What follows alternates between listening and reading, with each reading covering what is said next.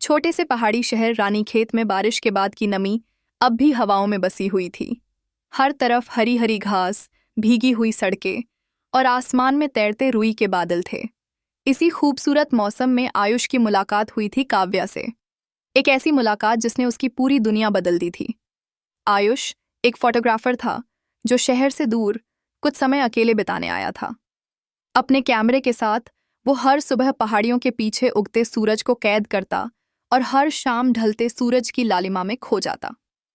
उसी एक शाम जब वो झील के किनारे बैठा था, उसने एक लड़की को देखा, नीली डेनिम जैकेट पहने स्केचबुक में कुछ बनाती हुई, उसके बालों में खेलती हवा और चेहरे पर बिखरी मुस्कान। उसे देखते ही आयुष जैसे किसी अनजानी कहानी में खो गया।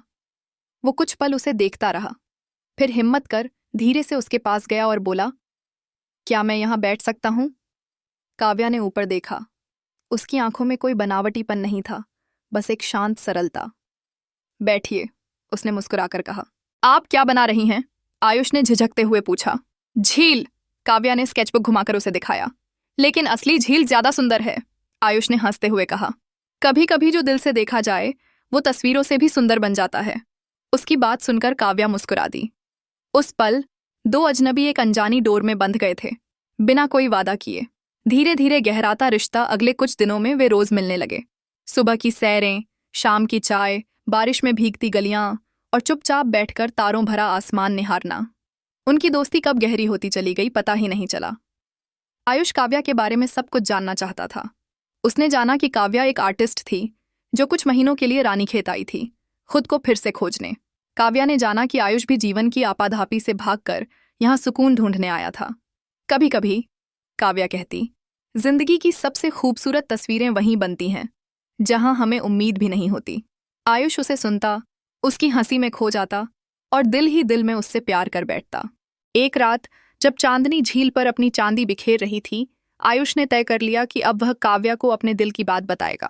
वह काव्या को झील किनारे ले गया। चुपचाप चलते हुए दोनों झील के पास पहुंचे। चांद उनकी परछाइयों के संग खेल रहा था। काव्या, आयुष ने धीमी आवाज में कहा, क्या तुम जानती हो कि इन रातों का जादू क्या है? काव्या ने उसे देखा। उसकी आंखों में चांदनी उतर आई थी। इन रातों ने मुझे तुमसे मिलवाया है, आयुष बोला। और मैं अब बिना तुम्हारे अधूरा हूं। काव्या चुप रही। हवाएं धीमे धीमे गुनगुना रही थीं। फिर उसने अपना हाथ आयुष की ओर बढ़ाया और कहा, अगर अधूरेपन में भी इतना सुकून हो तो मैं भी हमेशा तुम्हारे साथ रहना चाहती हूँ। उनका पहला स्पर्श, पहली कसकती मुस्कान, पहली सांझ जो हमेशा के लिए उनकी हो गई थी। लेकिन जीवन इतनी सरल कहानियां नहीं लिखता। काव्या को अपने शहर वापस लौटना था। उसकी आर्ट गैलरी में एक प्रदर्शनी थी जो वह सालों से तैयार कर रही थी। आयुष चुपचाप था। तुम जाओगी? उसने पूछा। काव्या ने सिर झुकाकर कहा, हाँ, पर वादा करती हूँ, लौटूंगी। कब? आयुष ने टूटी आवाज में पूछा। काव्या ने चांद की तरफ इशारा किया और कहा, जब अगली पूर्णिमा पर यह झील फिर चमकेगी, मैं लौट आऊंगी। आयुष ने कुछ नहीं कहा, बस एक आखिरी बार उसे देखा और अपनी आंखों में उसकी तस्वीर को कैद कर लिया। दिन बीते, मौसम बदले, झील पर ओस जमी।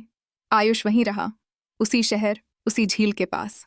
हर पूर्णिमा को वह झील किनारे जाता, आसमान के चांद को देखता और दिल में एक ही प्रार्थना करता, आज आएगी ना? अगली पूर्णिमा ठंडी रात थी। झील पर हल्की धुंध थी। चांद पूरी तरह खिल उठा था। आयुष उसी बेंच पर बैठा था, थक चुका था, उम्मीद और मायूसी के बीच झूलता हुआ। तभी उसे दूर से किसी के कदमों की आहट सुनाई दी। उसने धीरे से आंखें खोलीं। वही नीली जैकेट, वही स्केचबुक, वही मुस्कान। काव्या वापस आ गई थी। दोनों बिना शब्दों के एक दूसरे से लिपट गए। समय जैसे वहीं रुक गया था। झील की चांदनी ने उनका स्वागत किया, जैसे सारी कायनात जानती थी, इंतजार कभी भी व्यर्थ नहीं जाता।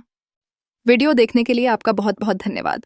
अगर आपको वीडियो अच्छा लगा तो चैनल को सब्सक्राइब, लाइक और शेयर ज़रूर करें ताकि आपके पास नए वीडियो सबसे पहले पहुंच जाए।